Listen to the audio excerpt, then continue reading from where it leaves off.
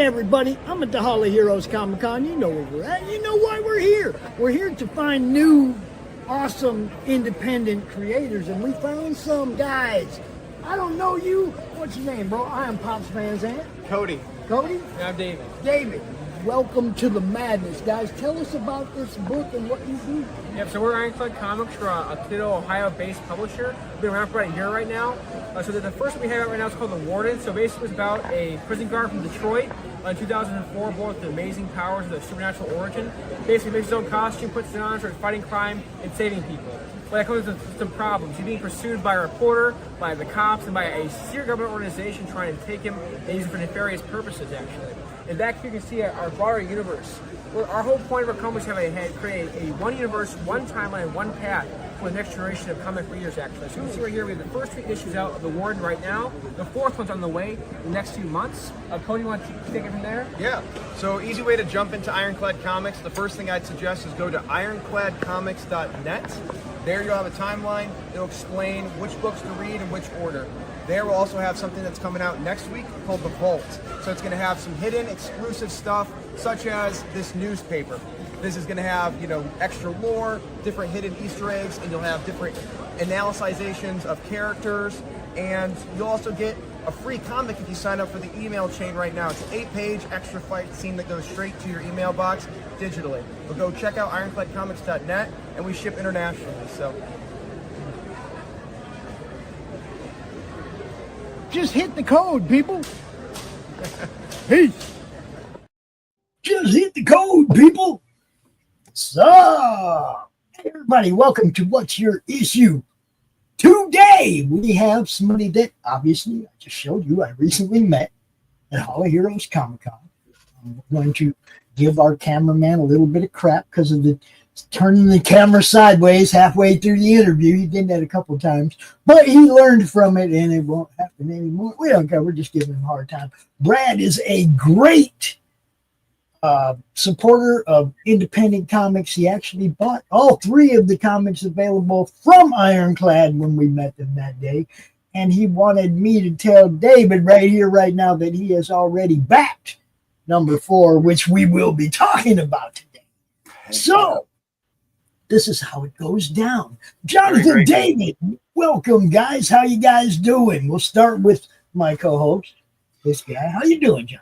Doing great. Happy Friday, guys. Back in the dungeon is what it looks like to me, but good to see you guys. Hope everyone's doing great and had a great and safe July 4th. How you doing, David? Oh yeah, pretty good. I'm excited to actually see the Superman movie today. That's one of my main things I'm excited for today. So yeah, gotta give me either a thumbs up or a thumbs down. Nothing else. Yeah, yeah. We've been really looking forward to that one, I think, and we're taking a bunch of our friends and some people from our family and stuff like that. So we're pretty excited. Cool. I'm just sitting here, and I avoid trailers and stuff like that, like the plague, right? I don't want to see the best scene of the movie or a scene that's not even going to be in the movie. Trailers don't interest me. Okay. Who's playing the parts? That kind of has a lot to do with it. Okay. Because if it's a great actor in a part that I want to see, like, look, when they told me Val Kilmer was going to be Jim Morrison, I was like, this is going to be good.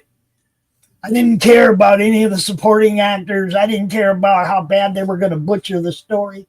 I knew Val Kilmer was going to give me Jim Morrison.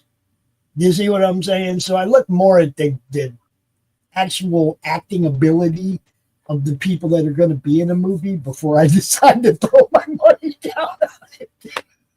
This guy's an unknown, right? The guy playing Superman. This is like his first thing. So I haven't looked into it too much, but he's kind of like, we don't know how he is as an actor, right? Exactly. And then you have, on the other end, the Fantastic Four movie, where the casting there is like going to decide whether or not I throw any money down on it. I have to say I'm not a fan of the casting. I'm going to see it I'm just a Fantastic Four Stan Lee groupie, dude. It's gonna get my money because it's Fantastic Four. I'm hoping it's good. Even if it's bad, I'm still gonna have fun. So, but I do that's a lot of my friends. They're like, this casting is horrible, and I'm just trying not to project too much and go into it with optimism because it's such a dark time. I feel like I deserve to have something like to feel like a kid again, like I did for like Star Wars or the first Fantastic Four movies, or when the original Spider-Man came out. Like I miss that. I just miss having that thing that's not World War and political discourse and arguments and social like chaos. It's just nice to have. You're gonna go to the movie with your family, it's almost like this is the whole thing, for culture's sake, as a way to just this is the whole thing. Okay, I look at comics and comic movies, and I look at comics and I'm like, man, Marvel 2-in-1, Marvel Team Up, those are the absolute best titles to pull movies from. There's no backlore, there's no boogie, there's no, you know what I mean? It's just a standalone story with a couple of good heroes. Can we just do that? Do we have to go take comic storylines that were epic and trash them today? No, we don't have to do that. Yeah. Look, a lot of these movies they're making were actually what if stories. Yeah, that's weird. What if Jane Foster was Thor? Oh, and then they make it a movie 40 years later or whatever. Look, a lot of these stories weren't even canon. They were what if stories that they made canon because it was a popular idea. People liked the what if titles back then. You know what I mean? It was good stuff. I had them all. Like from the moment I was born, I had to go back and get from I think wasn't it 82 or something? I was born in 80, so I had to buy all of them. When I got a couple of what ifs, I had to have all of the what ifs. They were the whole thing is that they could sell these movies as that and make more money than they are trashing actual storylines with what if stuff. Just market it as a what if story, and all the old what if fans are going to come flocking. I don't get it. I don't understand why they have to try and. You're not appealing to anybody by trashing the source material in anything. Yeah. Okay, because even the noobs are going to go back someday and read Lord of the Rings, and they're going to go, holy crap. They're going to read the Silmarillion and they're going to go, what the heck is the Rings of Power? What is this? They're going to look at the source material and they're going, wow, somebody really messed that up. That's all they're going to get up. Flashy, but it's not going to have legs. Lord of the Rings, the books, they're going to live forever. They're going to have legs, guys. That ain't going away. That's got legacy. Those are the roots of everything that's come, Yes. Now, that's enough talking about current issues. We gave 10 minutes to movies. Have fun with your family. Unless, now I'm going to say, unless, David, if you have anything you want to add to that, you may. Well, a lot of our inspiration comes from the classics, like the Lord of the Rings or like classical literature and mythology, actually. So that's one of the main inspirations for our comics is trying to adapt that into the modern day almost, and put kind of a modern twist on it for the 21st century almost in a way, like kind of the newest generation of people. That's kind of our main thing, kind of looking at all these old books and movies and ideas and just in the kind of adapting them for today's audiences. Yeah, totally.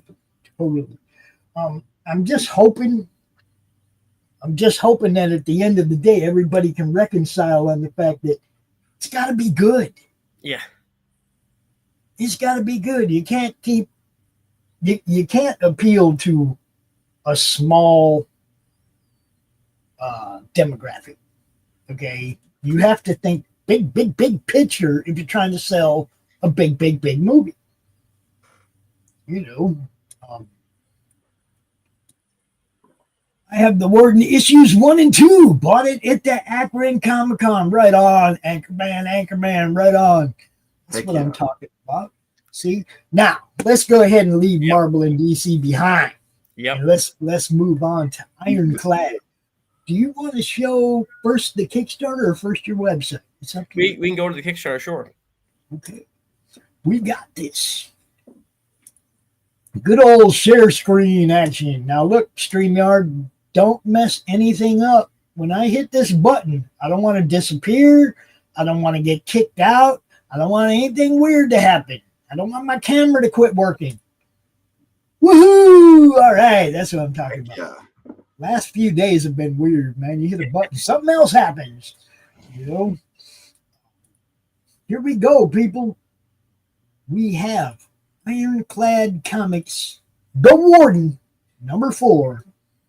And I'm going to let you go ahead and give the background of, I mean, we kind of want to go back and talk about how you and Cody met and everything before we get too deep into number 4, right? Yeah.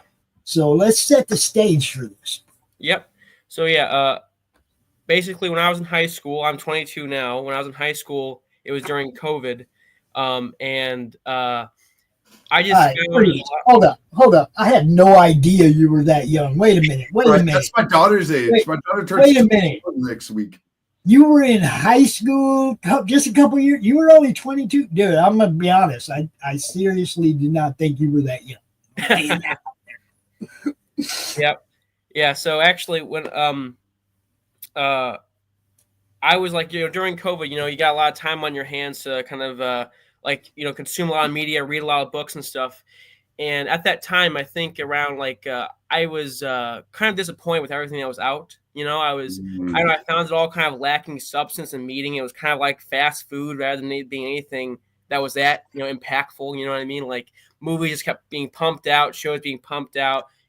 These things just being pumped out constantly without any kind of thought behind them. It seemed to me, at least. And I saw a lot of my favorite characters and being destroyed and stuff like that. I was like, I'm not for this kind of stuff. So, and the classic saying is, if you don't like something, do it yourself, right?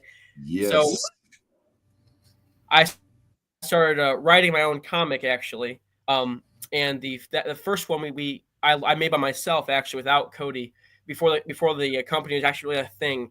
And we ran that on Indiegogo, and me and Cody joined around that time. And it was funny because with that, it was more of a comic written by a 16-year-old or a 17-year-old. You know what I mean? It was more edgy and I don't know what you want to call it. I don't know.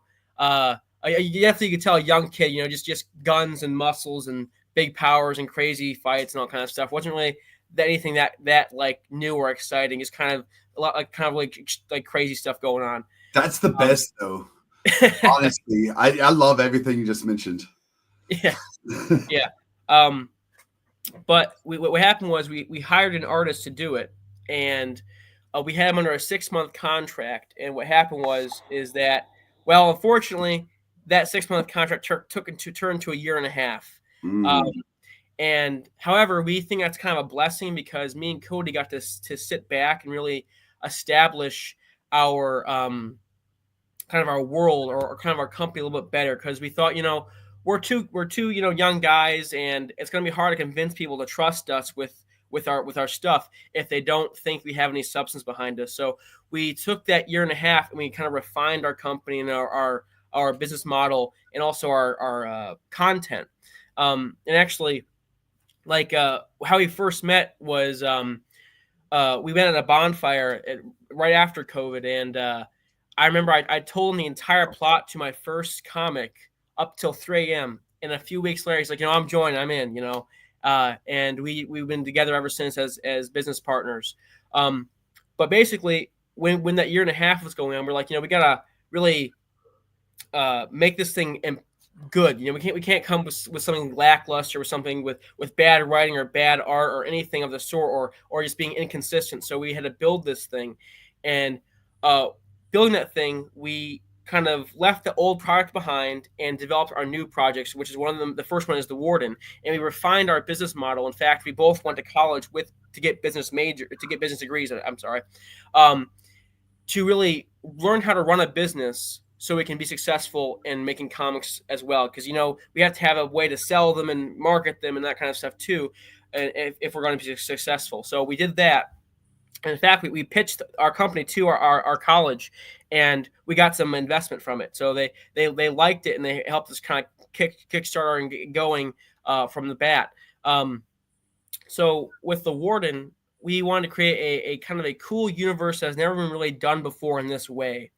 So our universe is kind of a mixture of the classic elements of superheroes and the vigilantes and stuff like that, but we mix in there a lot of supernatural stuff that is not usually focused on with superhero stuff. Like, we kind of marry the idea of the sci-fi nature of superheroes to some supernatural stuff. So a lot of time in comics, what you'll see with these big grand worlds is that a lot of inconsistency arises. And so we thought, well, let's make a world that's consistent. Let's make all the rules first, and then make all the characters and stories within them. So we built this world, this combination of these different elements. And so we took things from noir to drama and classical mythology and literature, and the supernatural stuff, and mixed it all together and made it all make sense. So one of the founding principles of our world is that there is good and evil, which is in every world, but how it works is that there's two types of superhumans, actually.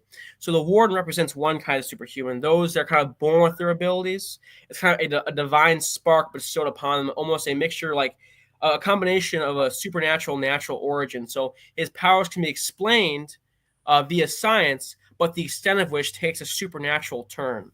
And at the opposite end, you have the characters who are born of evil, and these are people who obtain power through evil and corruption, and they go further and further, and they lose their humanity and become more bestial and monster-like, which is how we explain vampires and werewolves. And basically, these things all work together. So we basically made a world where someone like the Warden can be explained by the same thing a vampire and werewolf can be explained by, and have it all make sense. Be two sides of the same coin, kind of be this classic good versus evil thing, inspired by Greek mythology and Norse mythology and theology and all these different classical literatures and stuff like that. From Dracula to Frankenstein and H.G. Wells, that kind of thing, and put it all into a well-founded, well-grounded comic universe. That's so amazing. I love everything about that story, especially that you're so young and y'all had the drive to create this, and that you're hearing your school inspired you even to start a business. I like that the school got behind it and threw some investment behind it and helped these guys out. That shows that the school cares about the students and what they're doing, and there's no better selling point for a school enrolling people than showing that they care about their students. Yep. The dean at my college told me none of the people in the digital art department that I was a part of are going to have a future, and we're all going to be sleeping on someone's couch the rest of our life. That's what the dean at my school told me. Wow. So wow, that's an amazing story. Yeah, well, thank you. But yeah, I mean, in going and looking at there's been a lot of people in our lives that have helped us out quite a bit, and there's been we've come to this thought where it's just like, well, we're kind of meant to do this. We're kind of been everybody's been behind us. We've been getting opportunity after opportunity. I mean, we've had so many people in our lives support us, and people just come into our lives and support us, and it's been so great. And we've not been told no yet. We kept going, and we're still going. And I think that has a lot to do with what we've built here. And I think there's something really cool that we want to try to share with the world, something that's very unique, actually, that once fully realized will be kind of something that can, our goal at the end of the day, as you mentioned in Lord of the Rings earlier, is to kind of be the Tolkien or the these great authors of comics, really, how Alan Moore, was, that sort of thing. We want to be that. We want to, we say Marvel and DC is kind of the mythology, the American mythology of the 20th century. Mm-hmm. We want to be able to make a new myth for the 21st century. That's our goal. Inspired by everything that came before, and made into something new. That's kind of our overarching goal. So for the Warden is a character that's inspired by characters like Superman and Hercules and Beowulf and all these classical heroes, these heroic champions throughout history and time, kind of condensed down and put into the 20th century. Sorry, 21st century, I mean. So we kind of call the Warden a very grounded and grittier Superman almost, more kind of like we kind of make him scale his powers down. He's got the super strength, the bulletproof skin, the senses, but he's more of a brawler type on the streets, fighting crime and saving people. And that was one thing he really wanted to instill, he saves people.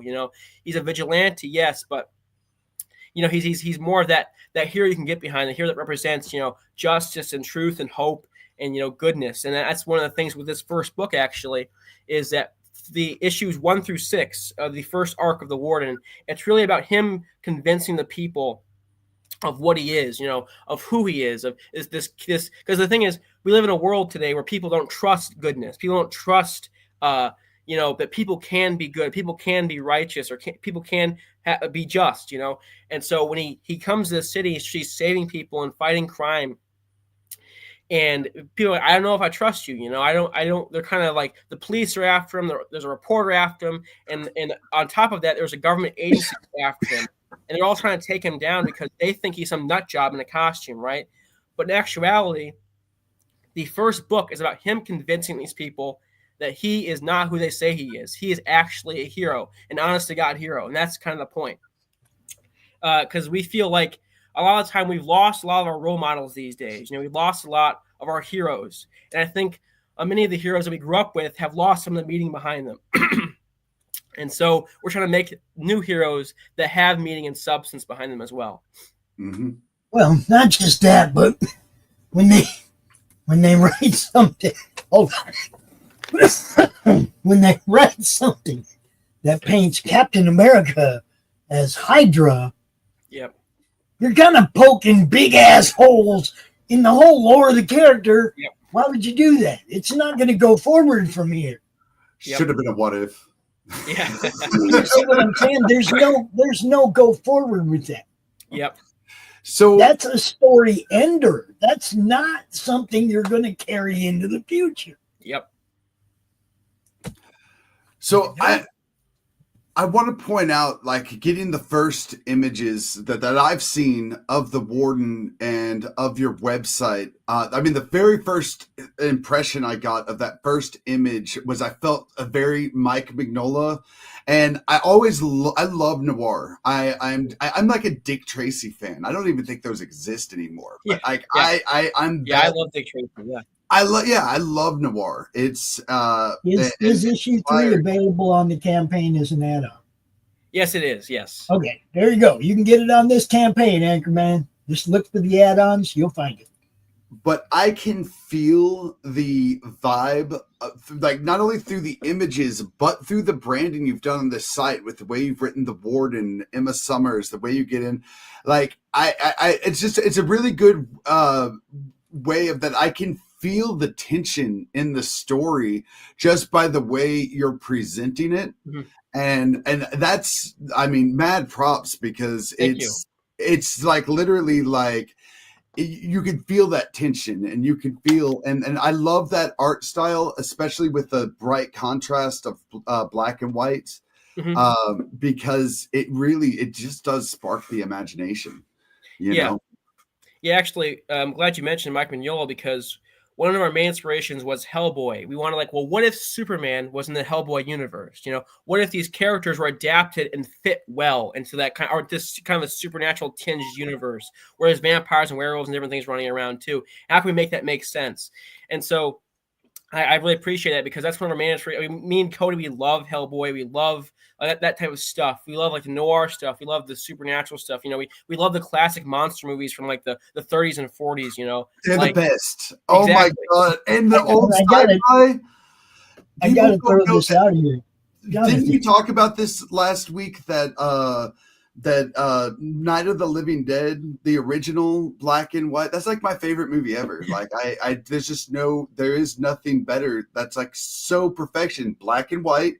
It's just sending it made you vibe fear, not like tell you be scared because there's Yeah. a thing that's scary that jumped out. It wasn't even jump scares. It was like when I watched that movie, I was like terrified because I Yeah. was like the thought of the dead living was Yeah. more terrifying than whatever was on the screen. And somehow through the writing they got that. And that's what good art can do too, and art style really carry the vibe, you know. Yeah, and like with the Warden, like one of the things you want to establish with him being this Superman-like character, like being like this I don't know, this heroic champion figure, is that he was born with these powers, right? And he's a human, and he was born in the real world. And a person born with his powers has a lot of struggles they have to face in their life, and you'll find a lot of that in the first 6 issues, especially. But we didn't want to make him he's a hero and there's no problems right off the bat.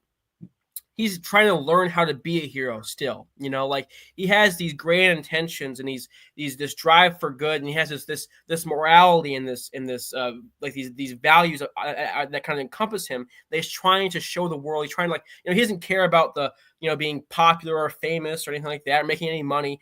He's more about saving people and using his gifts for them. And actually, one of the lines is that he thinks what he has are gifts, but they're gifts for others, not himself. Like one of the coolest things I think like about a monk. I love that. Yeah, one of the coolest things I think about with like someone like Superman or someone like the Warden with the strength and the bulletproof skin, this durability and stuff, is that whenever they engage with normal people, everyone gets saved. The cops get saved, the victim gets saved, and the criminal gets saved.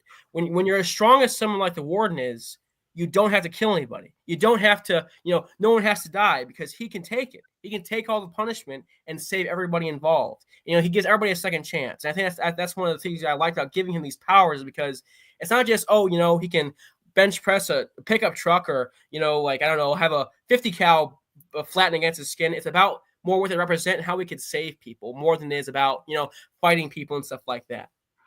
Like he could go into like Warden Smash, like he has the ability, but like he's just like, I'm gonna protect everything. Exactly. So he has great power and great responsibility.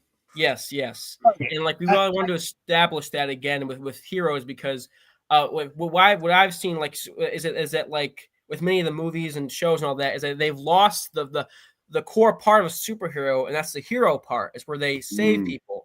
And I think that's very, very important thing to recognize. That's why we like Batman, Superman, Spider-Man, is because they save people from a burning building or the cats out of the trees and stuff. It's important.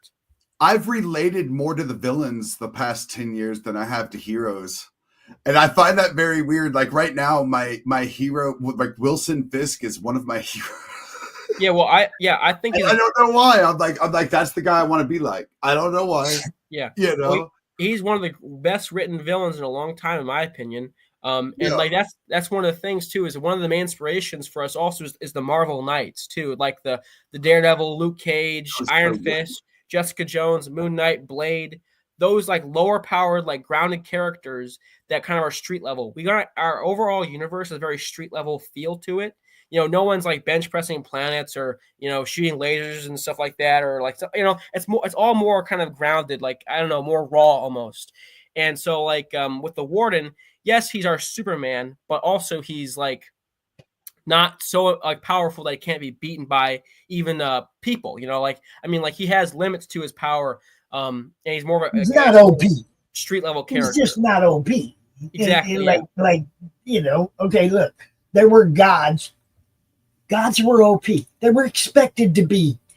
Mm-hmm. Okay? They were expected to be. You expected Thor to be able to whoop pretty much anybody with that freaking hammer of his, right? Yep. That's OP. But every universe doesn't need that. Yeah. Everybody doesn't have to follow the same formula. Be original. Do whatever you want. Even if you have a super powered guy, the one guy, you don't have to sell him as OP.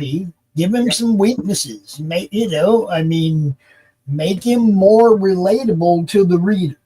Because the one thing we can't relate to is somebody who can just always win. Yeah, Kryptonite was a retcon because the character became unwritable. Yeah.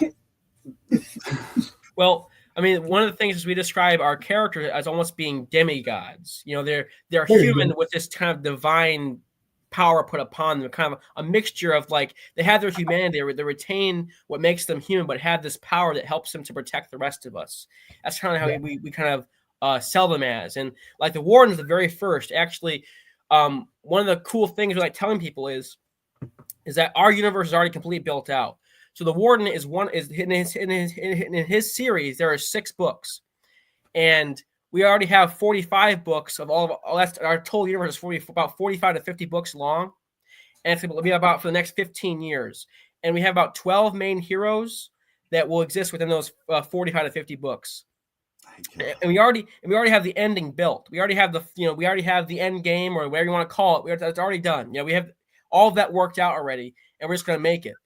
Because we wanted to have an ending in mind too, because a lot of times with comics is that there's so many timelines and universes, and they go on for so long, you lose what the character used to be. You like oh, who the heck is this anymore? I mean, there's 50 Spider-Mans and 50 Batmans and all kind of stuff like that. You kind of struggle to find some sign of where to start and where to go and where to end. Yeah. Because I think people do want an ending sometimes, and I think many times studios or like companies they're just making more stuff just for the money, and it's not actually for quality or giving the readers what they want, just to pump more stuff out just to make money off of it. Yes, he gets it. He gets it. All right, look, I want you to tell me why. I mean, I know you're local, okay, and you fleshed the universe out, but these guys are in Detroit. Yeah. Why Detroit? Well, one of the things is, like I said, I'm from the Toledo area, and I've been to Detroit quite often. And I thought, well, all these superheroes and heroes and stuff are always in New York or like Metropolis or Gotham or something, right? But I want to put characters in places, where spread them out some more, put them in the Midwest or the coast or something like that, or even in foreign countries, and kind of put them in places where you don't really see a lot. And also, one of my favorite movies is RoboCop. And so, Okay. So Detroit I thought it'd be cool to put him in Detroit, just like RoboCop was from Detroit. But actually, our characters are from all over the place. We have the Warrens in Detroit, but we have characters from Seattle, we have characters from Massachusetts, we have characters from like even France, and we have characters from Brazil. We're all over the place. We're trying to really build an entire world here, not just focus in one city or one state or one country even. So you did stick with the reporter trope. It's like the hero has the reporter, right? I like it. Somebody's got to sing his praises, right? Somebody. Or is she out to get him? Is she good reporter or bad reporter? Oh, she's J.J. Jameson, or is this Lois Lane? Well, she's a good reporter, and one of the things is too, and she's fallen victim to the cynicism and the negativity of the world, and so she's having trouble seeing hope. And one of the things with her is the Warden kind of shows her hope again, and that's he kind of leads her to be this more hopeful character throughout the story. And that's kind of her purpose in the story, is kind of like to view him and be this person who's been jaded by crime and by all the bad things that have happened. And then you see this man that comes out of nowhere and starts doing these great things, and she's like, wow, maybe there is some good in this world after all. And this is kind of her place in the story. And she got some boyfriend, and he's a cop. Yep. Yes. So yeah, Detective Cabello right there he's the kind of represents the police, and the thing is, he's not a bad guy. He's a good guy. It's just that when a vigilante pops up out of nowhere and it starts beating people up, and he's bulletproof. It's like, what the heck do I do? And so there's a lot of cool dynamics between all the characters here, because no one 100% is a bad guy or that are against the Warden or anything like that. They're just people with different perspectives, and the whole point of the story is for the Warden to change those perspectives, to be more hopeful and more see more light in the world, basically. Right, and he does have guidance, Father Callahan. Yep. Yeah, I wanted to give him kind of his Gandalf or his Yoda, if you will. Give him this. He was raised in an orphanage. And basically he had no one to talk to but this priest, and this priest kind of kind of like, you have this power, right? And you could have the ability to be really bad if you don't watch it. You could, like, if you if you live in a glass world, right? Anger is not an option. You can't be getting upset and throwing tantrums because you'll destroy everything. So he made sure that the warden was given a proper like education and proper upbringing so he could be this hero that he is. Dude, that is so deep on such a level that like like that someone has this great power and someone's like, we have to instill goodness in this person, because one of my biggest complaints, which you actually talked about and your origin story there, is that we don't, these shows today don't teach morals like the shows when I was growing up. Like every GI Joe had a lesson, everything. I think the only one I've noticed was like Hulk Agents of Smash. Like every episode, a Hulk gets to learn how to deal with anger in a different way. And I was like, that's the closest I've seen, but it's like, it was absent for like 20 years. So we have a generation without moral, that didn't have the moral compass. And I love it that intuitively in this new generation mythology that you're creating, you're like, we have got to have a spiritual character that's like, that has to teach boundaries to the boundaryless child. Yeah, that's crazy. I love that. Each of our characters kind of represent something, because like at the end of the day, one of the greatest things about heroes is they represent ideas, and I want our characters to represent hope and justice and love and sacrifice and truth, and these be proper role models for both boys and girls. Like we're not just trying to write stories just for the heck of it. We're actually trying to build the next generation of role models for teenagers, especially because we've noticed, I mean, I haven't been an adult for very long, but we've noticed that a lot of teenagers lack role models.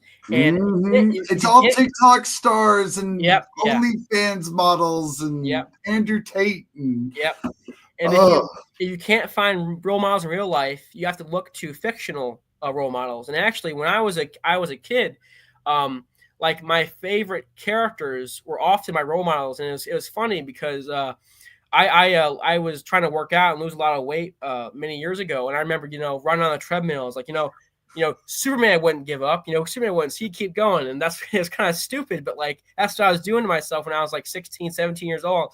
Trying to better myself, and I was thinking of Superman or my favorite characters and stuff like that. When I've got as a gift for Christmas one year, like the Essential Daredevil from my brother, and I was just reading the original Stan Lee stories of Daredevil, and I hit the gym that summer because Daredevil was blind and disabled and had all these disadvantages, but he was still like spent like 5 hours a day in the gym boxing and doing, like, he had like a gym underneath his apartment. He had 2 apartments, one to work out in, one to live in. And I was like, if this disabled kid like can become a lawyer and a boxer and a gymnast and still go fight crime at night, I can go to the gym like once a week. Yep. And it was literally, I was like it was reading Daredevil is when I started the gym. Yeah, I mean, and we're huge Daredevil fans over here too. I'm sure people who read our stories will see a lot of that kind of Daredevil inspiration, or like kind of like that street level Marvel inspiration, because those are some of the best characters Marvel has. Is those characters, and that's what we kind of try to be inspired by. And like another thing too, and I think things have been forgotten as well is like classical mythology, like Hercules or Achilles and the Odyssey and the Iliad, or like the Norse mythology, or like even books like Frankenstein, Dracula, the Invisible Man, or something like that.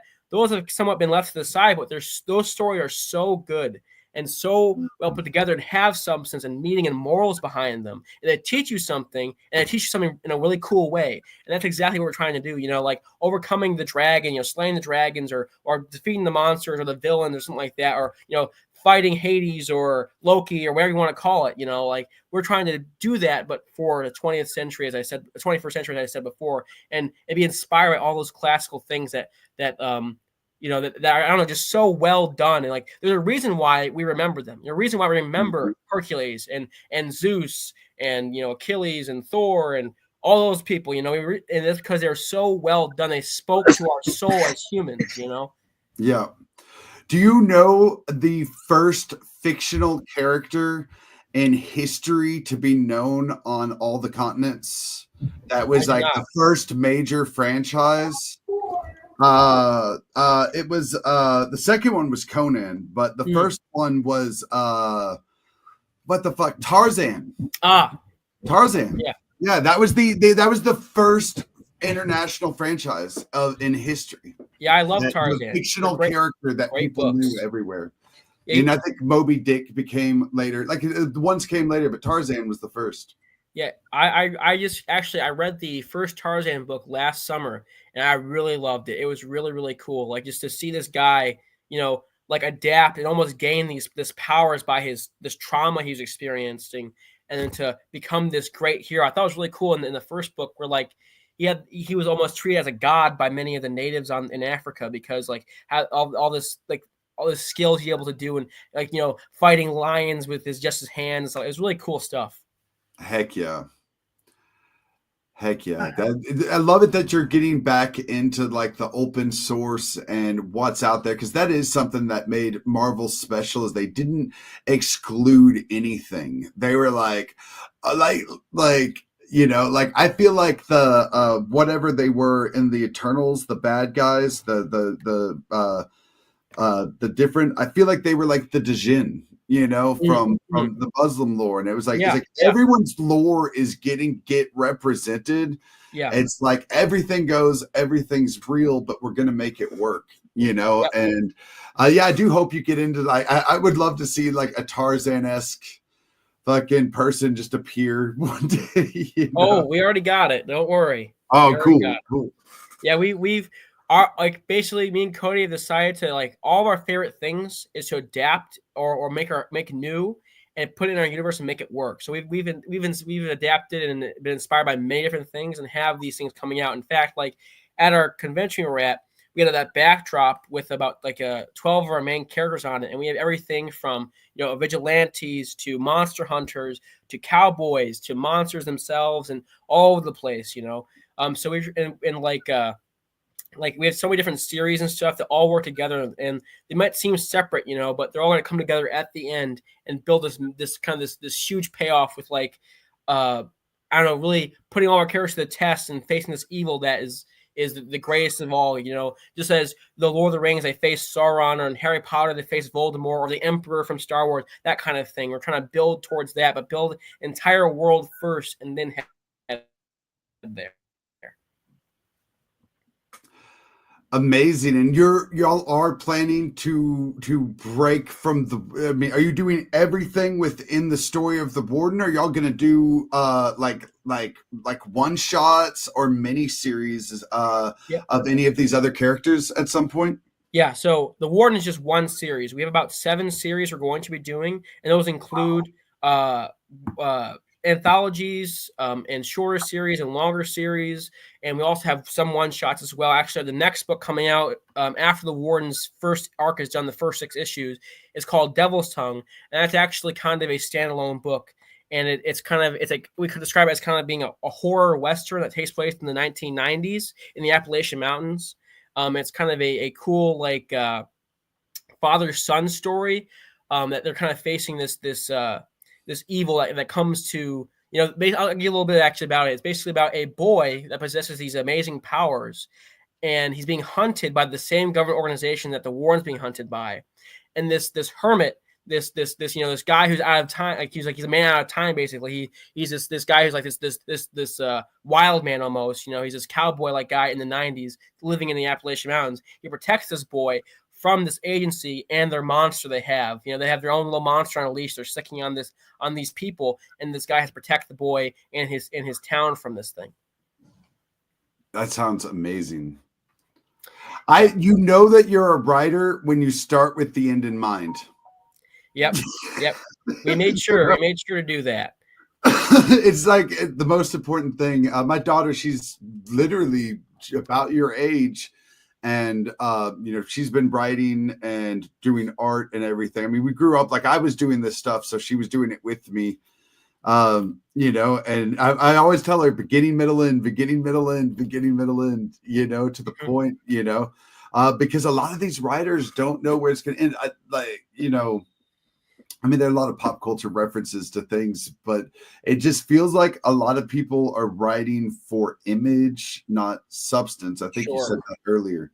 Yeah, 100% and agree. I like that you're bringing this in. This art is cool. Well, thank you. Yep, this is a little sneak peek from the Warden.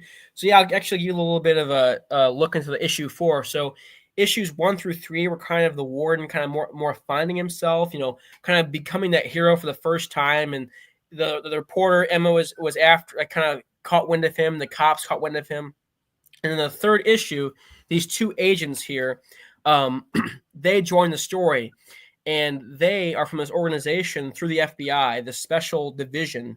That deals with things like the Warden, and they've come to stop him by any means necessary, no matter if he's good or not.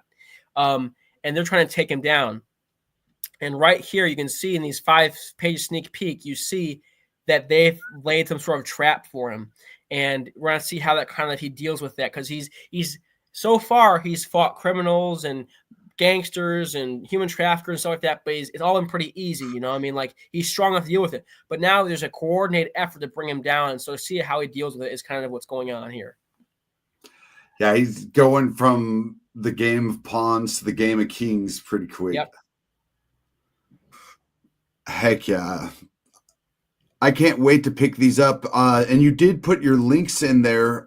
Where are the ones that are available? Do you get them through your website, or are there other services that you're offering those through? So ironcladcomics.net is our website. You can buy issues 1 through 3 there, as well as some other stuff.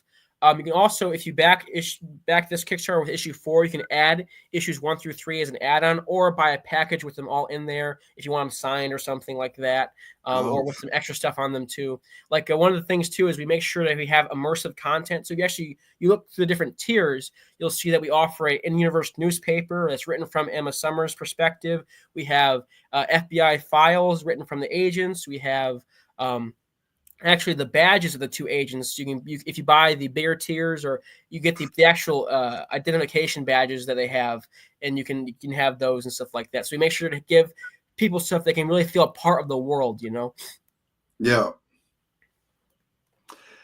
Yeah, it does. It does feel very immersive. I love that you're starting with the big vision, but you're going through and taking the steps one at a time. Yep. To build this. So you said you started with another comic, and that's what inspired y'all to get together. But then when y'all got together, you just let's do something something new. Yes. Exactly. Y'all went to it and build this foundation on that. Yes.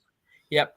Like, there are familiar elements, and actually the Warden we chose him first because he has familiar elements to him, but he's also something new at the same time. So he's that classic vigilante superhero, that classic, a heroic champion, with the powers and everything.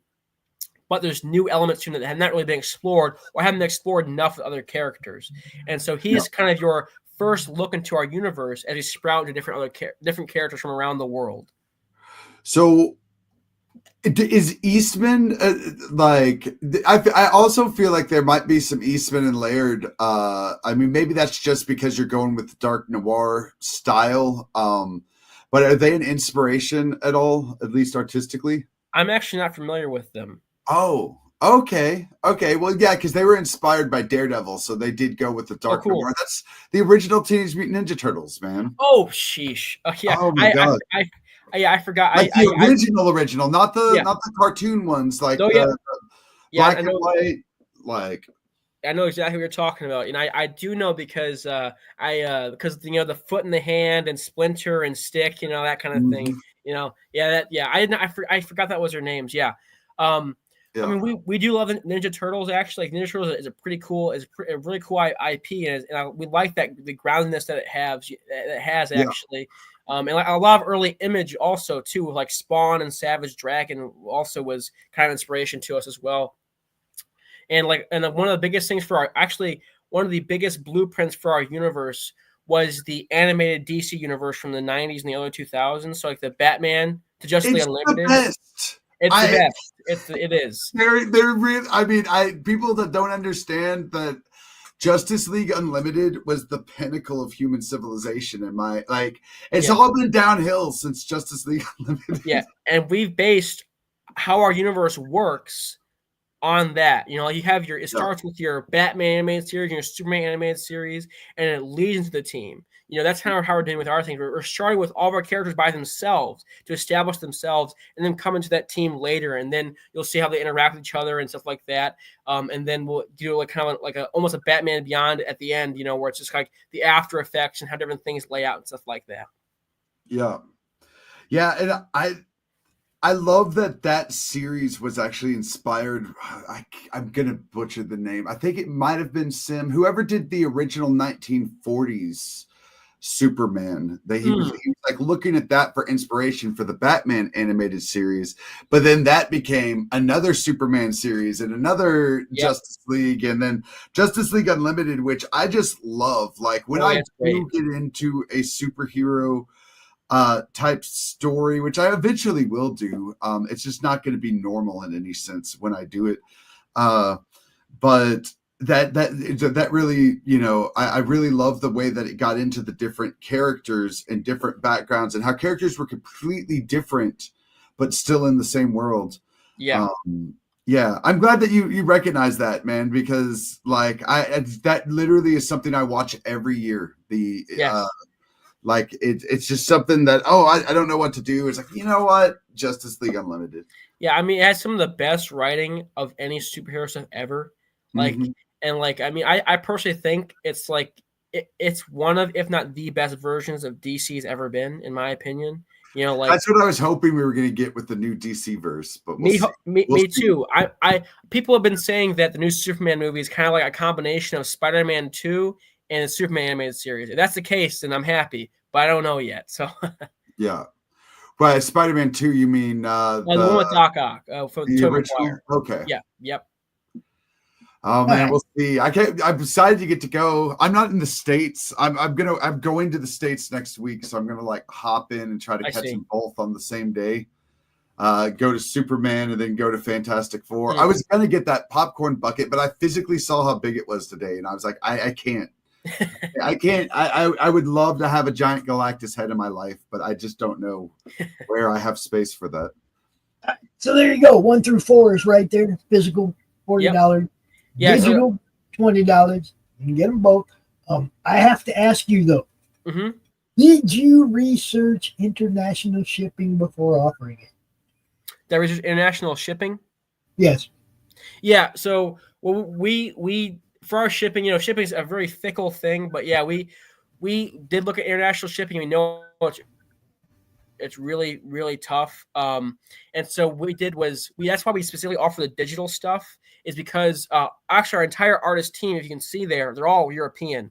And so they made us aware of the issues with shipping from the States to other countries. And so that's exactly why we offer the digital stuff from the very get-go, so people can still have it without having to pay, you know, $40 or $60 for shipping. You know, it's ridiculous. You can still buy the physical copies and ship internationally. It will be more expensive, but if you don't want to pay that, we offer the digital versions too.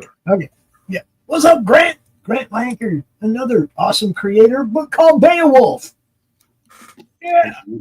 Yeah, we've actually met at the Buckeye Comic Con earlier. I think it was last year. I think it was in the winter of last year, and it was great talking to him. We learned a lot from him, and great stories too. They're really cool. Grant's a good dude, man. Look, this is how we do it. It's all about networking.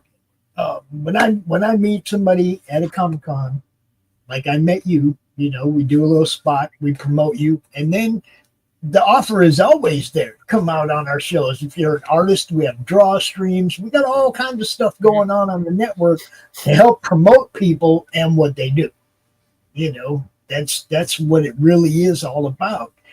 And you know, I love meeting new people, man, and being able to expose the fans to more and more cool indie comics, because that's really where the good stories are at right now. Where somebody's not rehashing or mashing or smashing or whatever. They're creating something new and original. That's really where it's at, man. That's what comic fans want. new and original. I And don't want to see another version of Peter Parker. yeah, exactly. Where to God I am, and I don't want to see Uncle Ben die again. I'm tired of that crap, man. Yep. You know what I mean? And I don't care which version of Uncle Ben we're talking about. I don't care if it's Miles and his family, or you know what I mean. I'm just I'm tired of it. Everybody knows what went down with Peter, why he ended up, how he became Spider-Man, and why he ended up becoming a hero instead of using those powers for ill. Mm-hmm. We all know that story. It doesn't need to be redone, rewritten, rehashed, I'm tired. Yeah, and and that's one of our ideas is actually like one of our kind of our grand philosophies when it comes to storytelling is that you lose so much meaning and you lose so much substance when you just redo and rehash over and over again. Where you just serialize everything. It never ends, and there's different versions. Actually, like it's kind of where the heroes become villains after a while. Like you'll take these heroes, they either become nothing or they become a bad guy. You know what I mean? Like Mm-hmm. I mean, you run out of where you're going to take the guy, right? Yep. You just run out of it, and then you go, oh well, heel turn. This ain't wrestling, yo. It's comic. As much as the two complement each other in ways, heel turns for heroes, man. I've never been a fan of it. Not anytime, even when they like, oh, dude got taken over, mind control by somebody, and now he's kicking all of his teammates' asses. I didn't like those stories. Yeah, heroes ain't supposed to do bad things, right? Exactly.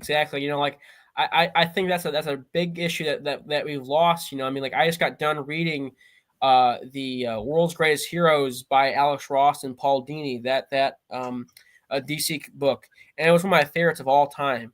And like it's just I don't know, I just felt like it wasn't about who's the strongest, who can win the fight. It was about the heroism, and that's what we're trying to do with Ironclad Comics. It's about the heroes through their adversity and their trials, and they're trying to do good in the world that's trying to be against them. You know what I mean? Like and they continue moving on and fighting against all and sacrificing everything. That's the whole point of the hero, right? Is to really represent us.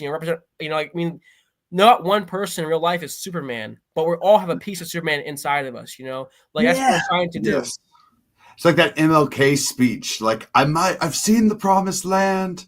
I might not get there with you, but I'm gonna lead you there. Like that's the hero, Exactly. Like the hero is the person that carries the torch. The person that is the light to lead the way through the darkness. Yeah. So yeah, this is this obviously it has a good message. It is it needs some push, people. Get this one, help us get this one seen, because me, that's what I'm all about. You can get them all 4 signed for $65. There is an immersive bundle. And actually, I'll let you. There's actually, if you buy that package, you get a free 8-page comic on top of that. So you get the first 4 issues and then an 8-page separate comic with that. That was kind of a only in digital form. This will be the only time we're actually printing it, and it's a cool little extra story about the warden dealing with some drug traffickers in a grocery store. And it was drawn by Nate Wells. Great. We're really hoping to bring him onto the team for some more projects, but he's really, really good at drawing and all that stuff. And it was really great working with him. So, and actually, if you're one of the first 50 backers, you get a copy of that as well. So I think we're at backer 46. So only 4 more spots, so you get that comic for free. If you buy that after that, you have to buy this or the other immersion bundle to get it. Okay. Heck yeah. Pick that one up today, guys. Yeah, I can't wait to get this and check out. I also that newspaper. I love that to talk about immersion. Having a newspaper from your world is a cool addition, man. Because it's I like the stuff that brings you in, like having like a keychain or like a toy or something. I mean, it's cool. Don't get me wrong, but I love something that bring me into the story. That's like side. Yeah, and if you like that, actually, we were on our website, ironcladcomics.net, there's something called the Vault. And the Vault is the kind of the database for our government organization. So the government organization is called Division 13 of the FBI. So the 13th division of the FBI, and they deal with, superhuman or kind of like anomalies and stuff like that, or superhuman people. And if you go to the Vault, I think I really like the logo we came up with. But I love that logo. Yes. Yeah, we want to kind of create really have that supernatural feel to it, with the eye and the six wings, kind of showing they're, there's something unknown within this world, they're kind of targeting after. Well, that's a cherubim too. Was that cherubim? Yeah, cherubim. exactly. Good eye. Yes, that's exactly what we're trying to go for. Yes. Yeah, and that's probably Michael's sword, is where I would guess. Yeah. A lot of the biblical stuff is we use for inspiration too, because there's a lot of cool stuff there. With Samson, or something like that, with kind of that divine power. That's really, really cool. And if you open the Vault, actually, you'll find different files on our characters. Some of them are locked, some of them are opened. But the Warden, you can actually read more stuff about him from the Division 13. So you can read, a basic profile, or you can read how his powers are being explained to the best of their ability. You just click the open under the Warden right there. Yep, there you go. And so, you can see that we have an overview. There is a criminal profile, biological profile, a psychological profile, all different kinds of stuff. You can read the newspaper on there and all kind of for the Warden. And we'll keep adding more stuff as more stuff comes out. So this is already declassified, you're telling me? Yeah, you can read all of that right now if you'd like. Yeah. So, it was really fun to write. I really wanted to, because the thing is, when I was a kid, I loved the Marvel, the official handbooks of the Marvel Universe. You know what I mean? Mm-hmm. But we wanted to do them kind of like that, but make them seem like they're within the world. So there's tons of different subjects. These are all the people that exist that you'll find in and here's actually for the Devil's Tongue, a little sneak peek right here of a character in that book. You read that; it's a short letter from World War II, and it'll kind of give you a little bit of a taste of what Devil's Tongue might be about. And we'll keep revealing stuff as time goes on. And all these different things have already been worked out and mean different things. So that is so cool. That is so cool. Yeah, you've got to have something online to interact with. Especially that's free. Because we want to get something free to consume and sink their teeth into before because we don't want to buy our stuff, and have them drop money and not like it. So we want to give them something free to bite onto first, and then wow, this is great, and then buy the books. Amazing. I love that, the God-given talents to produce stories based on the values that unite us. This so missing in popular culture for so long. I think that's what even got me into indies in the first place, was because the hero lost it. The heroes they were presenting to me weren't heroes, and I wasn't buying it. Quite physically, I'm not gonna spend money on non-heroes, Yeah. And for us, our point of view is we're all human, and there's things that we all agree on. We all agree that hope is good, and faith is good, and love is good, and justice is good, truth is good, and sacrifice is good, right? And so those are the things that unite us all. We all love helping each other, unless you're insane or something, or a murderer, but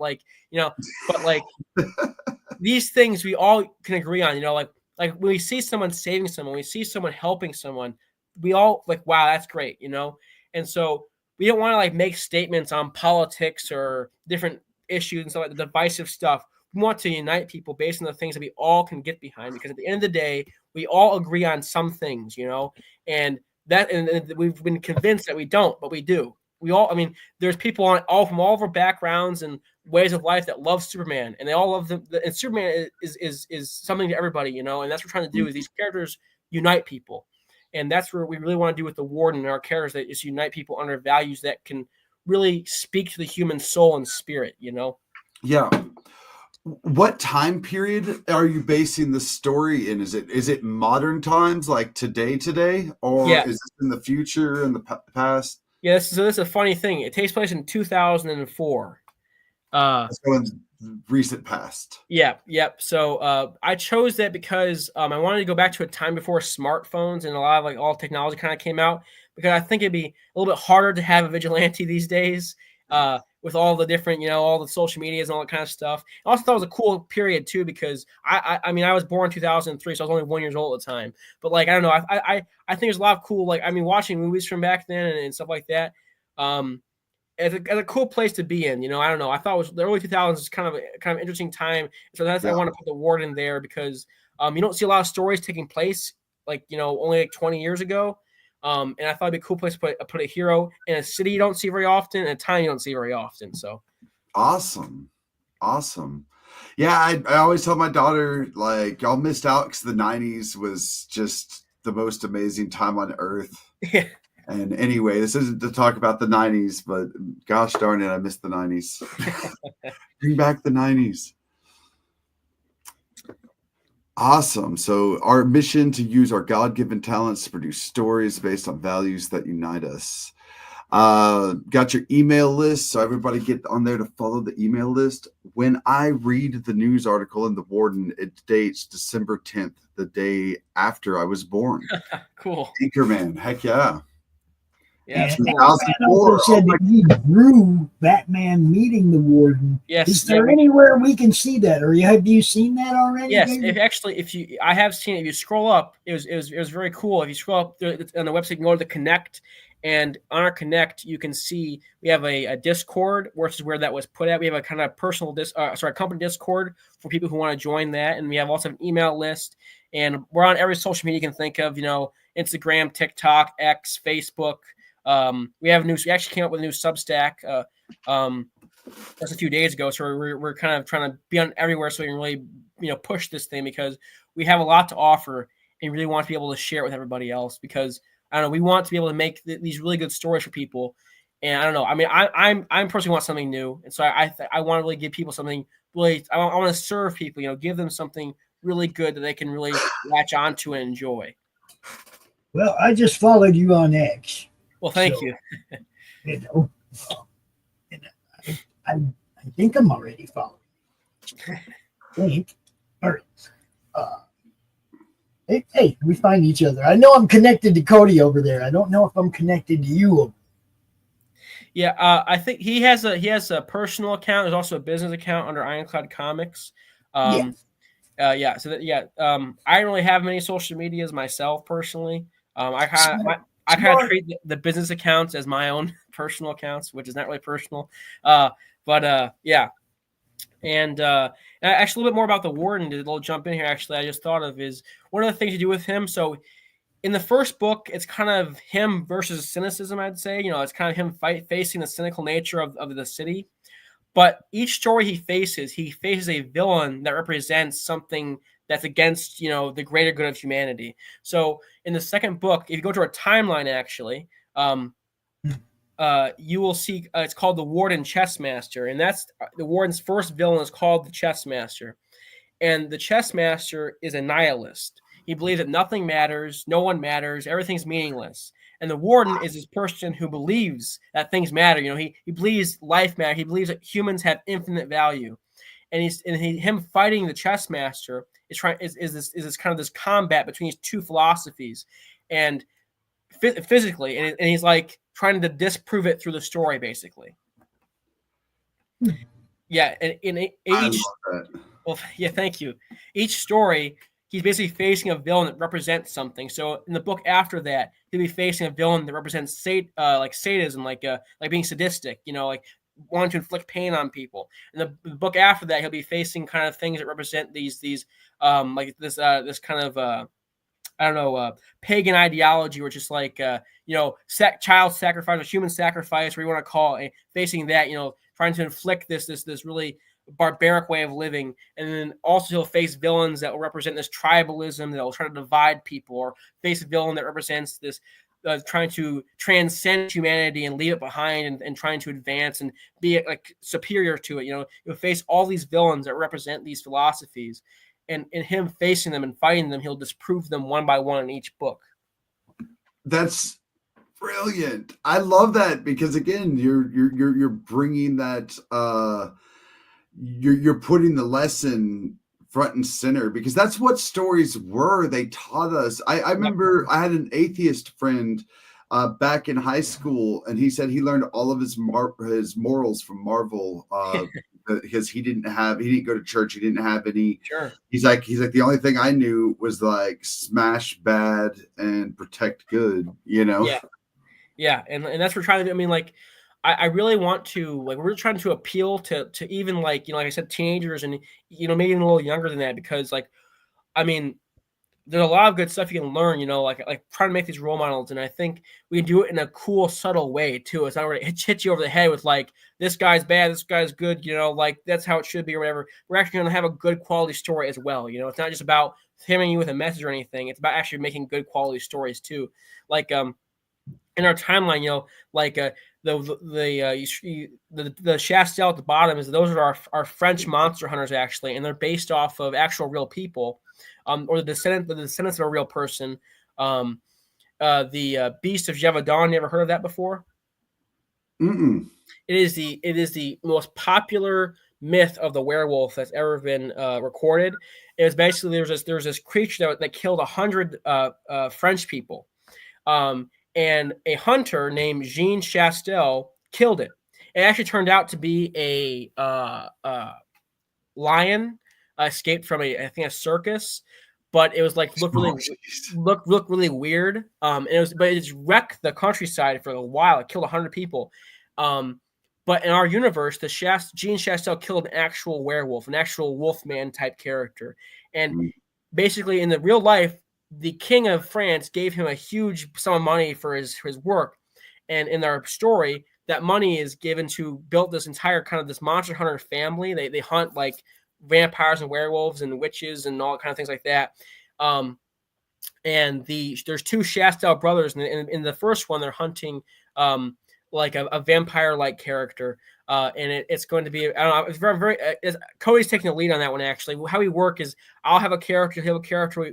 We kind of say that I write 80% of what I create, and he writes about 20% of it, because we go back and forth and edit everything, make sure everything's the best we possibly can. Like we'll sit down and rip each other's ideas to shreds, and our chapters and our our issues or our stories to shreds and fix them, because like a lot of the problem is with a lot of entertainment is that they're all in echo chambers. You'll get yes men or a guy will write the entire story by himself and never have anybody edit it, and it turns out being terrible. And that's what happened to the Star Wars prequels. Is a funny story is that every Star Wars movie before that, George Lucas had his wife read his scripts, and in the prequels he didn't, and you see the difference between the first three and the second three. So all it was his wife looking it over that made the difference in a lot of ways. Oh my goodness, that's crazy, because it does have such a different feel, even though the lore does fit in with the first movies, but there was definitely a different feel.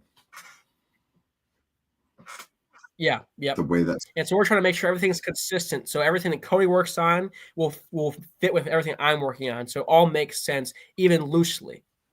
Oh, I'm gonna pick up that Tumblr, man. I've been thinking I need a Tumblr, and I was like trying to find something, and I was like, none of these work. And then none of these are what I want to represent on my Tumblr. Yeah, well, thank you. We appreciate that. Did you even look at our Crom tumblers, dude? I haven't. No. Why not? You showed them on the screen. He doesn't even look at the madness stuff. What? I'm just giving you a hard time. I do need a Tumblr in my life. That's all. Yeah, we have a store. We do. I just don't yell about it all the time. Ever since it got set up, I kind of haven't messed with it, but one of the features of the Madness store is if you see a piece of art featured on one of our draw streams, or you see, something in anywhere in anything we do, and you're like, man, I want that on a coffee cup. All I got to do is holler at us. We'll check with the artist. If it's cool, we'll put it on a cup for you and put it up on the store or on a shirt or on whatever you want. It's like anything that you see somebody in the Madness do. If you want it on a piece of something, we'll do our best to make it for you, bro. That's, you know what I mean? Yep. That's cool. Cater to the customer, right? Maybe we'll talk to our artists and see if they'd be willing to jump on a stream or something.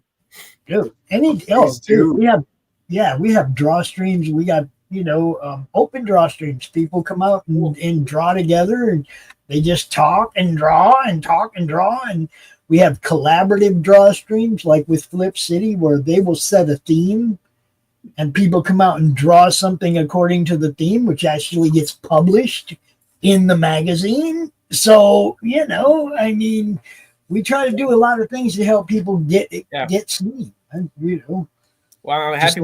Yes, that's really cool. You guys are doing this. I really appreciate you helping me out and helping us out and helping other people out too. It's great. Well, it's just like I tell people all the time. Okay, look, first up, I go to the con so I can meet people like you, so we can do this exact thing, right? That's why I go there, to meet new people that we can interact with and help get seen. But for the most part, man, it's like nothing I do matters. Look, I can't do anything if you guys aren't doing stuff, right? Yeah. I got nothing if you guys aren't drawing, writing, making games. We have actual gaming streams on the network. RPG streams of people's games they've actually created. Like Slaughterville, Chris Brown created the Slaughterville RPG, and we play that thing live with, and we've created characters that have taken on lives of their own. Cool. Yeah. You might hear me sometimes talking about Dante. Dante's Inferno. Dante is my alter ego from an RPG game. Oh, cool. And he's an old stoner dude, bro. And he likes to play golf and stuff. He's weird, but he's cool. He's a nerd. He's the Lord of Darkness. And, he actually co-hosts a show with Karen Needlemeyer, who's also a character created in Slaughterville. Now, Jonathan's, because he has a character created in Slaughterville, too. Yes. And those characters are taking on life of their own. We actually are thinking about Karen and Dante interviewing Dallas McJockster on Killer Karen. Yeah, I definitely created the black sheep. Oh no, Karen's the black sheep, bro. No, Karen. But Karen's the whole point is, and the shepherd ain't messing around. That's what that is. The whole point is that what we're doing keeps snowballing into other stuff. And anybody in the comic industry that doesn't understand that isn't paying attention to what they could be doing. Yeah. Because there are so many things that bounce off of what we're doing.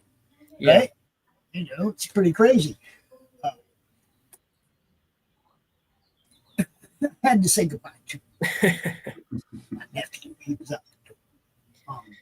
Well, actually, one of the things we've noticed as how we pitched to our college actually is that we felt there's some issues that modern comics have kind of done to kind of that have kind of hurt them and left the room open for more people, for new people. Oh, yeah. And one of those is that they've seemed to have abandoned their classic community.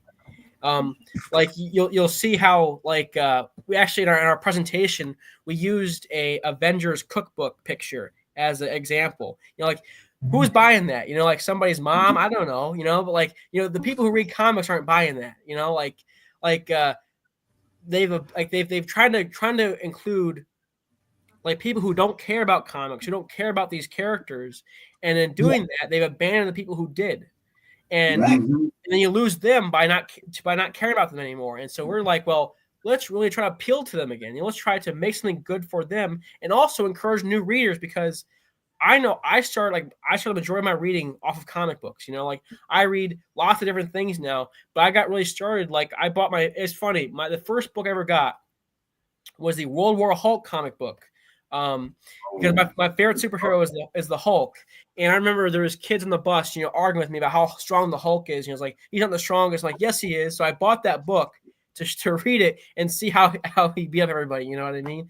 But after that, I was like, wow, actually, this is pretty good. So I bought more and more and more, and here I am today making my own. I read everything from comics to other books and stuff like that all the time, and I think it's been very helpful. And I really want to encourage young people to start reading again, because you don't see people read anymore. You're always on their social medias, listening to their reels and the TikTok and all that. And I think there's something of the imagination and creativity that's been lost in a lot of the younger generation. They're trying to really reinstill that with the warden and our characters and our heroes. That's kind of thing one of the things we're trying to do as well. Read I old can books. remember the first book that I had any interest at all in, or the first time I paid any attention to books, okay, at all. And it was a fourth grade teacher at the end of the year gave me a box with books in it. There were math puzzle books. There was all kinds of stuff. But there was also a what now I guess would be called YA version of the Trojan War. That's cool. Which, oh shit, now you got my attention. I became a mythology nerd, right? Oh yeah, Okay, immediately, right? I wanted to know everything about Achilles and Agamemnon and Odysseus and all the stuff that they had done before they went to Greece, and you know what I mean? Or before they went to Troy. I wanted to know everything, right? So I became a mythology nerd, which bled into becoming a Norse mythology nerd, an Egyptian myth, and it just blew up all across the board, right? So I wasn't a comic nerd until I saw Thor on the cover of Defenders 10 fighting the Hulk. And that was when I became a comic nerd, because what do you mean Thor's in comics? I didn't even know that, right? Because I was just immersed in mythology. I didn't pay attention to comics. That was for kids. And even though I was a kid, I wasn't a little kid. That's the way I looked at it, right? And then once I realized that Thor was part of the Marvel Universe, I had to see everything Thor. And then they went back and they're doing Tales from Asgard, which was like expanded universe of Norse mythology and all. I was gone. Then I was a freaking Marvel Thor fan straight up, because they give me new stuff to read. New stories from Asgard that aren't in the mythology text. Right? Dude, Okay, so that's how I became a comic fan. Straight through the mythology door. There's so much like beauty to like the classic myth and to the classic stories, like that I think has been lost on many people, I don't know, there's so much value in them. I don't know, maybe I'm a fanboy or something, I don't know. But like there's just so much cool stuff in there and so much valuable stuff, like from all different cultures and stuff like that. One of the things we're trying to do with the company is the new myth, right? And we're like, the mythology of the age is kind of just like defined by the people, mythology is just ideas that are challenged by conflict. Your characters are these ideas, and they experience all the different opinions and philosophies, and they like get in conflict with these monsters or villains or whatever you want to call them, and they kind of experience, like, you learn things, and they kind of express how your culture and your people are feeling and what they want and what they need and stuff like that. And I think it's just so cool, as we're trying to really do. That's what Marvel and DC did. And we're just trying to do that now for the 21st century. Most excellent. Love it. Most excellent. But one thing you got 20 days. Yep. Okay.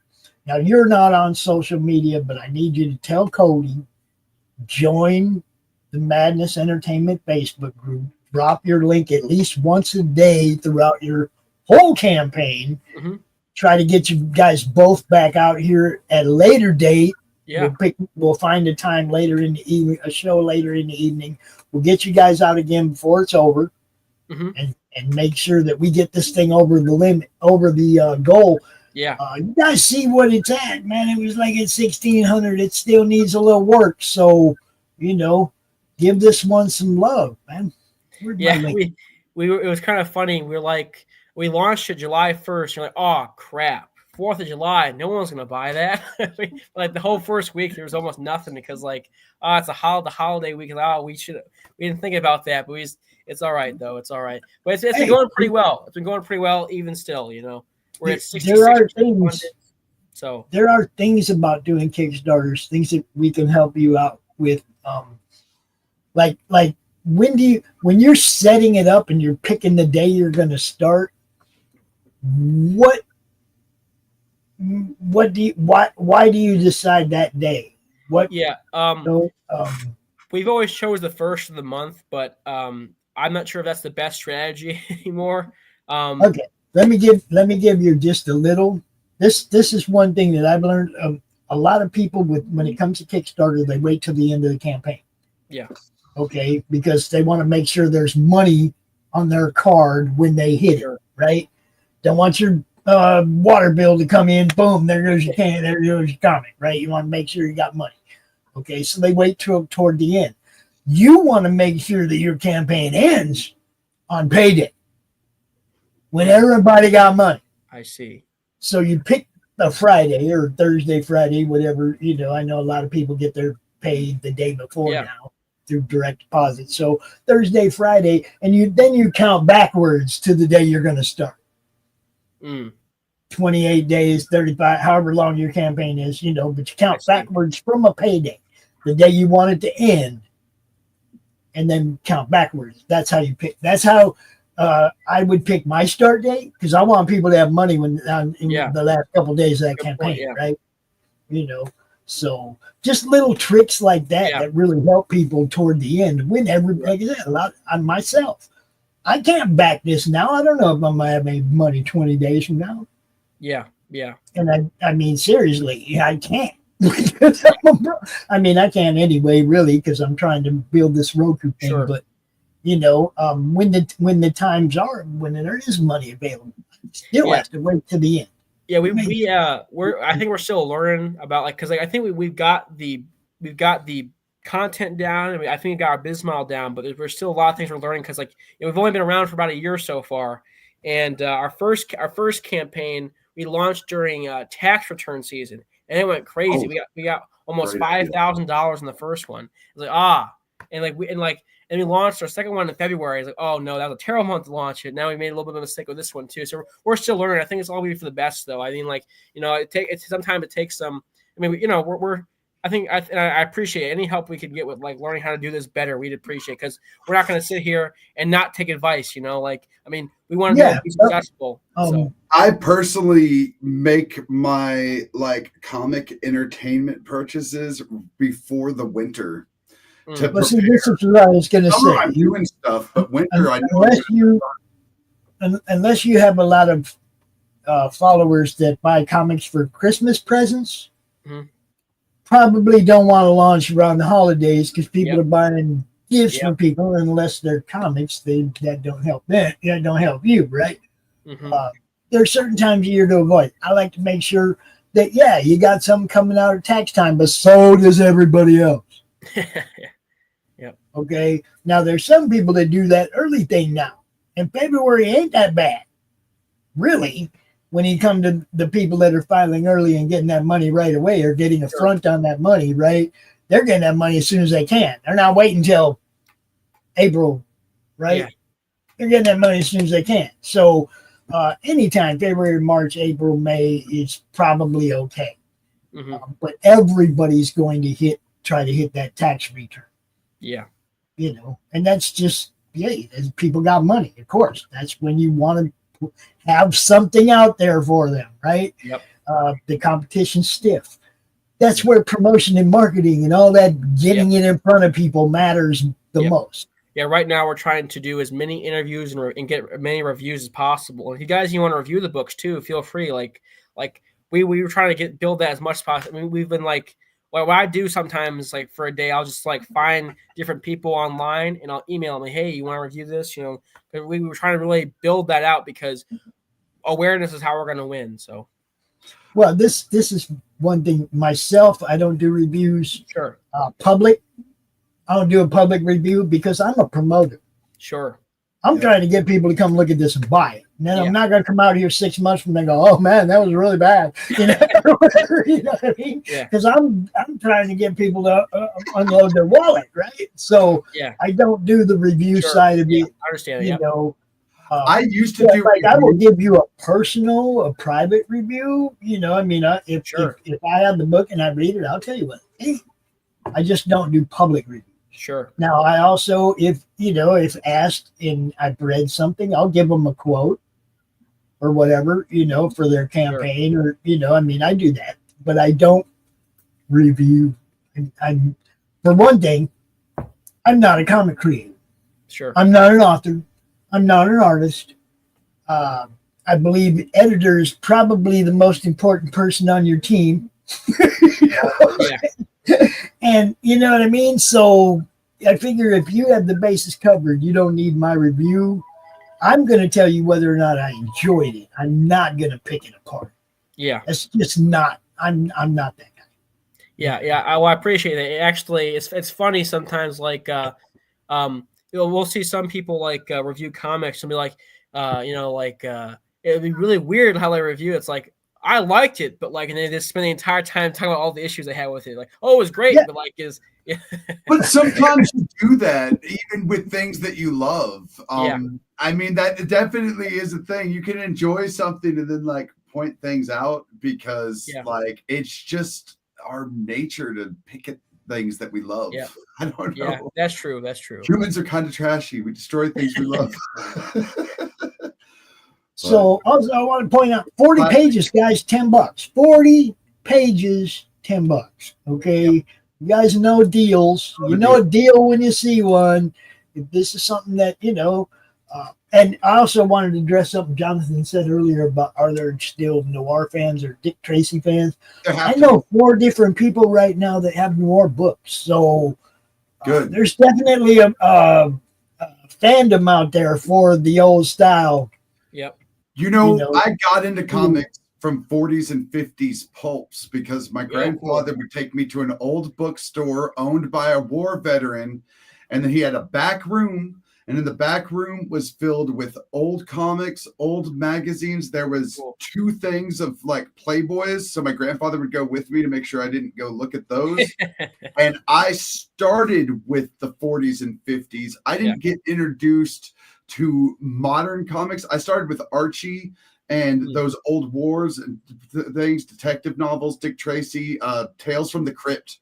That's where was my base one. When I got my first Spider-Man comic, it was like, whoa, what is this? But I have such a deep love for the old noir style and the old pulp style of the 50s. And actually, like more inspirations actually for the art universe is kind of like The Shadow or what's his name, Doc Savage or Phantom.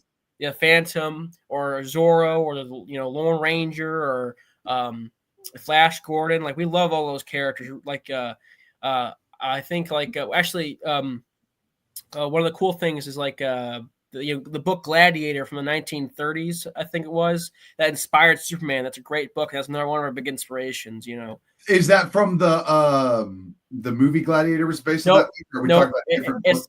It's not about Greek stuff at all, or Roman stuff at all. It is called Gladiator. It's actually about it's like the very first like modern like superhuman. It takes place during like the early like 1900s and like the World War I era, and like it's a really cool book. It's like it's by his name is Philip Wiley. It's about this guy. His father's this genius, and he experiments on his son, and he gives him these powers and stuff like that. And you can see all the inspiration for Superman. Actually, the phrase "Man of Steel" comes from that book. Okay, that's history. I'm going to go deep down a rabbit hole tonight. I'll probably consume that content today at some point. Yeah, but those pulpy characters, like they add a lot of like this cool like raw stuff to them. I don't know, it was just really cool. Like this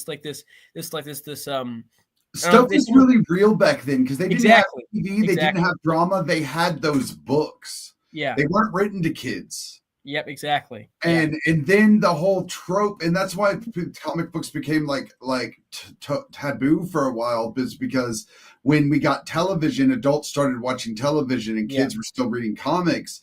But this whole industry was built to convey ideas, and those ideas weren't necessarily always children's ideas, and a lot of them were cultural and sociological ideas, and the TV decided not to carry those ideas and values anymore.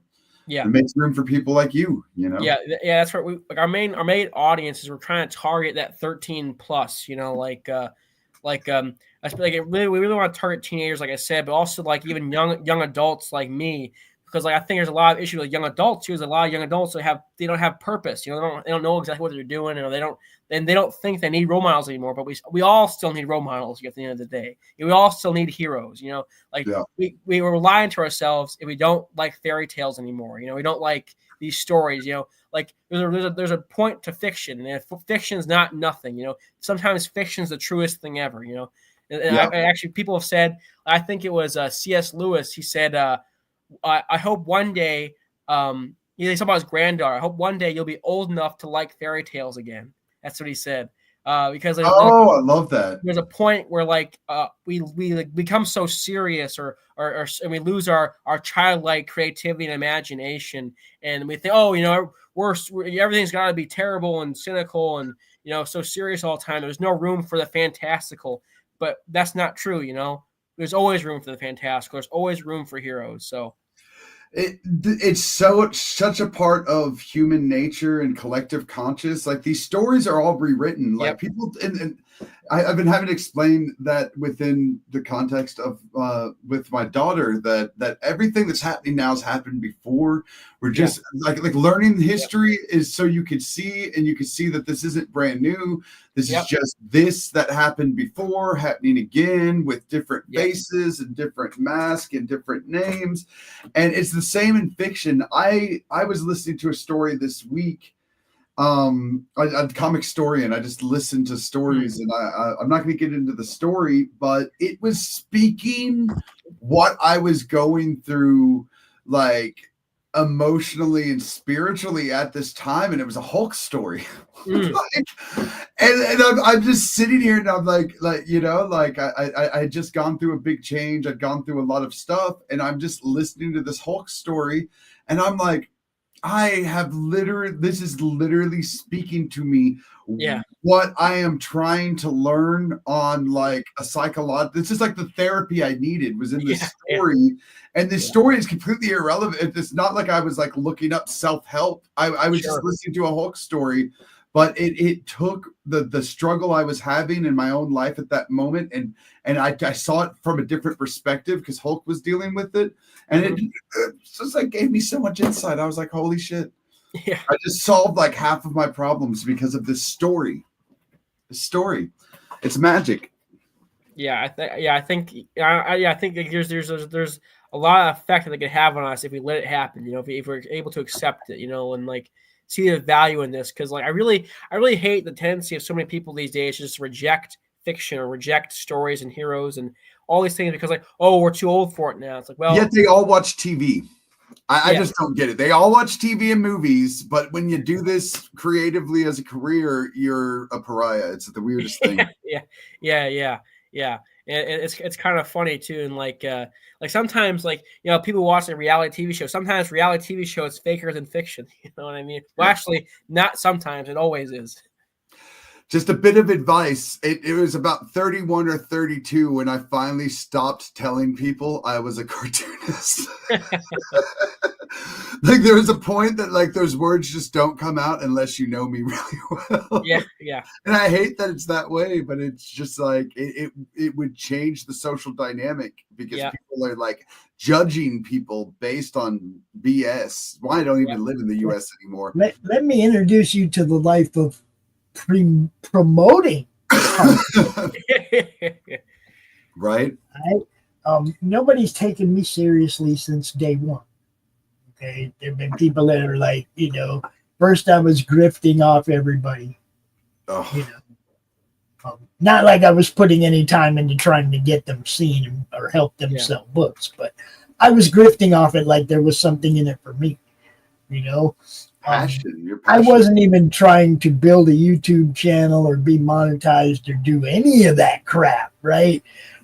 Things just kept snowballing to the point where, okay, I did become monetized on YouTube. And I did realize how much they were ripping me off and how much they mess with people's streams and how much they Googleize what people are allowed to do. And I was like, no, we're going to Roku. And that's going to take some money. So I'm trying to build something over here that involves investment and involves actual work. Okay. Yep. We do have a Roku channel in development right now. We do have somebody working on it right now. It involves work. It's not like setting up a Roku channel for one weekly show. Yeah. We have categories of shows. We have categories of genres. We have categories of different things. You have gaming, you have movies, you have shows, you have draw streams, you have all these different things that all have to be categorized differently on a pay or not paid, but what's the term I'm looking for? View on demand type platform, right? Okay, so you have to set this all up. You've seen Netflix. You got the movies, you got the TV shows, you got to continue to go back to the shows you were watching before. You got all the different layers on that front page. And they got all, you got background colors and text colors. And there's a lot of work that goes into this. Now think of 35 weekly shows. Yeah. Not just one weekly show. There's a lot of work going into this, guys, and it takes money to pay somebody to do this. It's not, there's no grift when it's costing you to make it happen. Yep. Okay? I mean, every so, job takes work. And I think I think it's hard to, I think it's a stupid thing to try to quantify job as being more important than another one. They're all equal, all take work. They're all important for society to move, Well, I look at it like this. The second most important thing after you've created your product is getting it seen. Yeah, exactly. Mm-hmm. Yep. That's what I try to do. Yeah. And I hate how that term grifting kind of has gotten, because there's definitely a point where people are like grifting for like propaganda, like political propaganda for like foreign enemy nations and shit. Like I understand that exists, but I think people use the word grifting when someone is passionate about something and enjoy it and want to be a part of that culture. Like the whole much that. Look, for 5 years. Almost 6 years now, we've been doing this, right? Okay. I ain't never once told my guest, kick me something down and I'll get you on a show. Mm-hmm. That would be grifting. Give me something for my time. Well, even then, it's like that's being paid for your time, right? I don't even do that. Now, I'm not saying there's not people that send me books for free because I help them sell books. Okay. But I don't tell anybody you have to. I don't ask. I've backed a lot of projects over those 5 years. So what? It's I'm not. Look, anybody thinks I'm grifting? All you got to do is look at my fucking bank account, bro. Okay. I think I had $30 right now to my name, and I think I owe Pete 20 of that. So there goes that. All right. That's my life right there. There's no grift. This is my time, my energy, my focus, my vision. And all it is about is trying to help people get seen. It's all it's ever been about. Before any money was involved. Yeah. I put in 3 or 4 years before I started trying to actually build something bigger and better. I had already put in time for free. So, Yeah. And I love that you guys came out the gate with a plan. Yeah. Like you have no idea how big as like an artist and someone who talks to a lot of different artists and have been in the music industry and the comic industry, and no one knows what they're doing when they get into it. Like the fact that you even made a plan coming in, you are so far ahead of the game that like you have no idea. Store, I still don't know what I'm doing. I still don't know what I'm doing. I'm just saying. Just wait. One of these Fridays, I'm gonna be, Jonathan, you're on your own. Then we'll find out if he's learned anything, right? Yeah, we definitely thought we had to have a lot behind us for people to trust us. We had to have some longevity. So if people want something they can get behind, they can find some longevity to that's sustainable, some good quality characters and content, then Ironclad Comics is what you want. That's what we're trying to do. That's what we're trying to give. Yeah. It just mainly just keep having fun, man. Keep having fun, because as long as as long as you guys are having fun and people see that, you will continue to generate a following. Just have fun. Yes. And with that, guys, we almost been at this for 2 hours. Next time, I want Cody. I want him here too. We'll make sure. Sure. We'll set something up, even if we have to do a special edition. Different time, we can. Okay, cool. That out. Yeah. Or we can record it and still play it on Friday. We just record it ahead of time. Whatever. Definitely want to get out. I definitely want to have him out too. Thank you so much, David, for giving us this time. Everybody go check out this book, man. Go check out ironcladcomics.net. Go check out The Warden. Heck yeah. Right. So he doesn't have social media. So go to the website.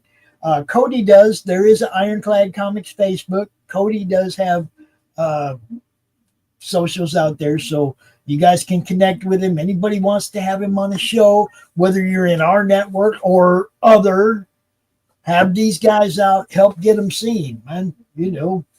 Just like that. Because they were new to me. I'd been doing this for 5-6 years, and this is the first time I saw them or had seen the book. So, help us out here, people. Share this out. Share the link out. Let me put that in the chat again. I can't wait to read it. Oh, thank you. You've got some of my favorite.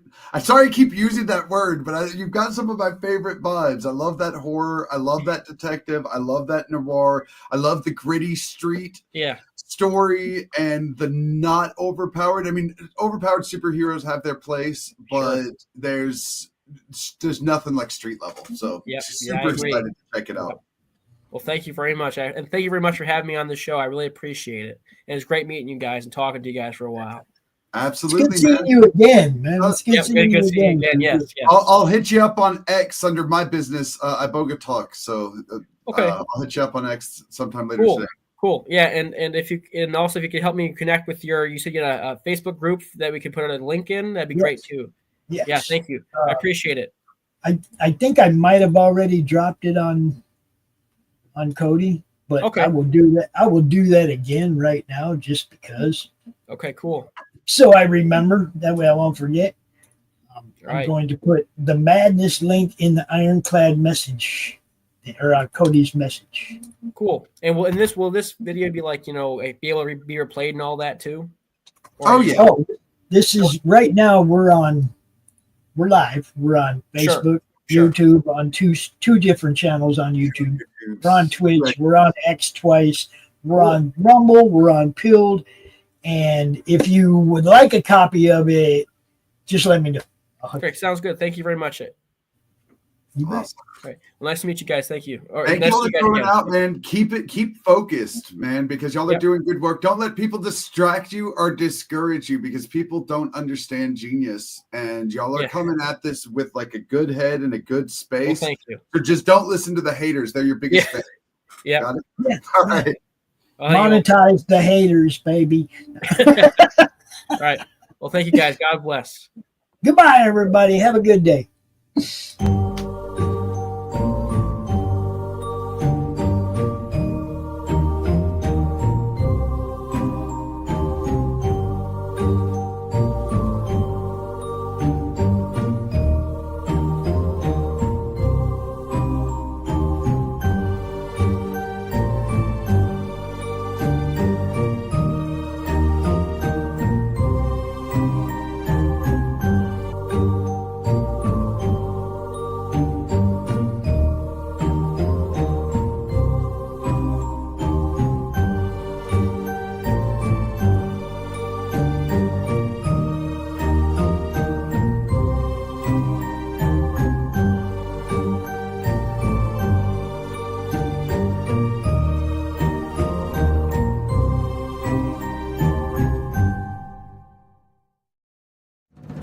In the heart of a major city, in a place raised to honor Earth's past protectors, the world will again learn, sometimes, superpowered intrigue doesn't stop at the grave.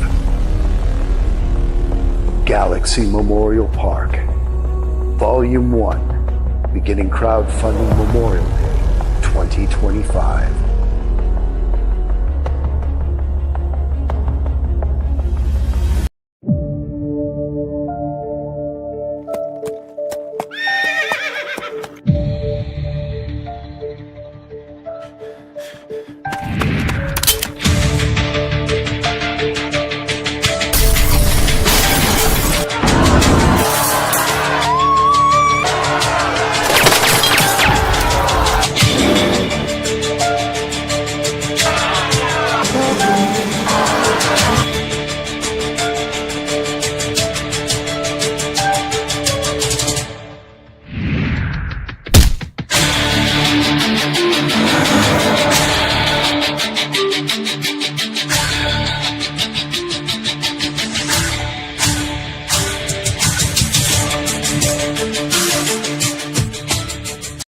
I'll tell you, I'm at Steel City Comic Con. You're watching me